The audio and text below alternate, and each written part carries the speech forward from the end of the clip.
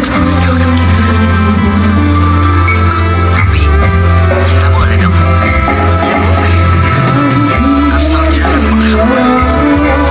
Allah bisa cemburu kalau kau menghamba kepada selain Dia.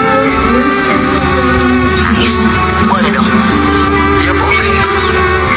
Asal jangan meraung-raung seolah-olah Allah hanya sanggup memberikan keburukan dalam hidup. Selamat jalan wahai kawanku. Semoga pernikahan kalian sakinah mawaddah warahmah ila yaumil qiyamah.